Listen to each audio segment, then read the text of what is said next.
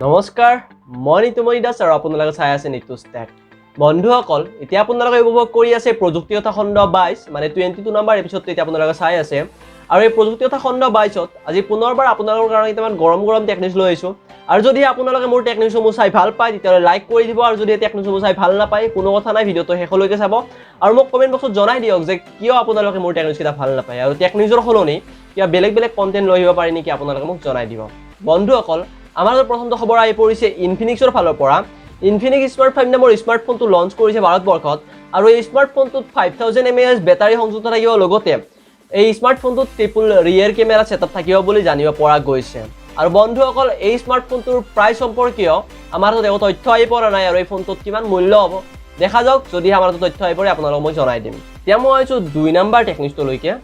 বন্ধুসকল, এই যে টিকটক আমাৰ যে ভাৰতবৰ্ষৰ পৰা বাহিৰ কৰি দিছিলে যে, এই টিকটকৰ পেৰেণ্টেল কোম্পানী বাইডেন্সে আমাৰ ভাৰতৰ কোম্পানী ৰিলায়েন্সৰ লগত কথা পাতিছিলে আৰু কৈছিলে যে আমাৰ ওপৰত ইনভেষ্ট কৰি দিয়া। যদিহে ৰিলায়েন্সে বাইডেন্সৰ মানে টিকটকৰ ওপৰত ইনভেষ্ট কৰি দিয়ে তেতিয়াহ'লে টিকটক পুনৰ ভাৰতবৰ্ষলৈ ঘূৰি আহিব পাৰে।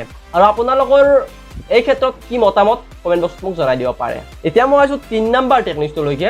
বন্ধুসকল, Redmi 9A নামৰ স্মাৰ্টফোনটো আমাৰ ভাৰতবৰ্ষতো লঞ্চ হ'ব পাৰে, আৰু এই স্মাৰ্টফোনটোত যদি আমাৰ ভাৰতবৰ্ষত লঞ্চ হয় MIUI 12 আৰু লগতে Android 10 আৰু 5000 mAh বেটাৰী সংযুক্ত থাকিব বুলি জানিব পৰা গৈছে। এতিয়া মই আহিছোঁ 4 নম্বৰ টেক নিউজটোলৈকে।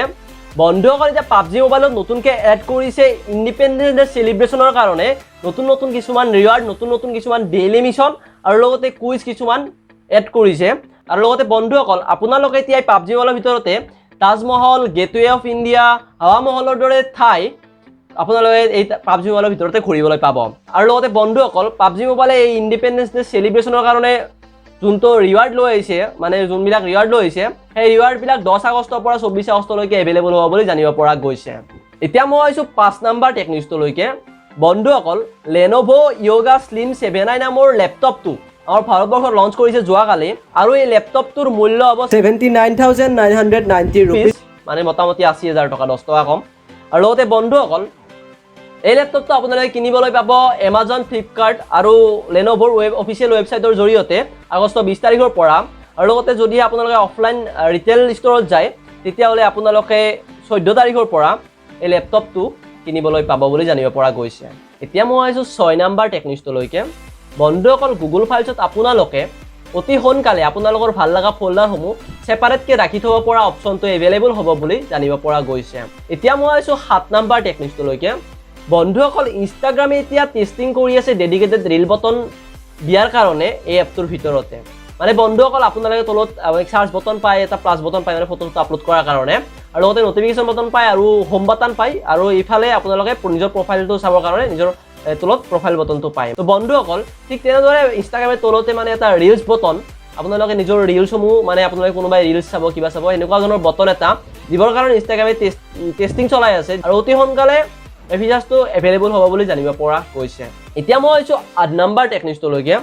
বন্ধুসকল, যদিহে আপোনালোকে এতিয়া গুগলত কিবা ধৰি লওক কিবা শ্ব'টো চাৰ্চ কৰি দিয়ে, আৰু এতিয়া গুগলে আপোনালোকক বিশেষকৈ আপোনালোকে অতি সহজতে যাতে লাইভ স্পৰ্ট বা লাইভ টিভি শ্ব' এনেকুৱা ধৰণৰ বস্তু আপোনালোকে কেতিয়াবা চাৰ্চ কৰে, আৰু আপোনালোকে সহজতে এই লাইভ শ্ব'সমূহ গুগলত এভেইলেবল হ'ব বুলি জানিব পৰা গৈছে। মানে আপোনালোকে গুগলত চাৰ্চ কৰি দিলে, চাৰ্চ কৰোঁতে প্ৰথমে লাইভ শ্ব'সমূহ, টিভি শ্ব'সমূহ দেখুৱাই দিব আপোনালোকক।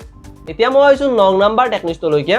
বন্ধুসকল, iQOOয়ে অতি সোনকালে আমাৰ ভাৰতবৰ্ষত নতুন ফোন এটা লঞ্চ কৰিব পাৰে, আৰু এই ফোনটো কি ঠিক iQOO 5টো হ'ব পাৰে আমাৰ ভাৰতবৰ্ষত লঞ্চ কৰিবৰ কাৰণে। তো বন্ধুসকল, দেখা যাওক কি ফোন আমাৰ ভাৰতবৰ্ষত iQOOয়ে লৈ আহে। এতিয়া মই আহিছোঁ 10 নম্বৰ অৰ্থাৎ আজি শেষৰটো টেক নিউজলৈকে। বন্ধুসকল, ইনষ্টাগ্ৰামত এটা বাগ আছিলে, আৰু এই বাগটো ছিকিউৰিটি ৰিচাৰ্জাৰ পখাৰেল নামৰ মানুহ এজনে উলিয়াইছিলে, মানে ৰিচাৰ্জ কৰি পেলাই।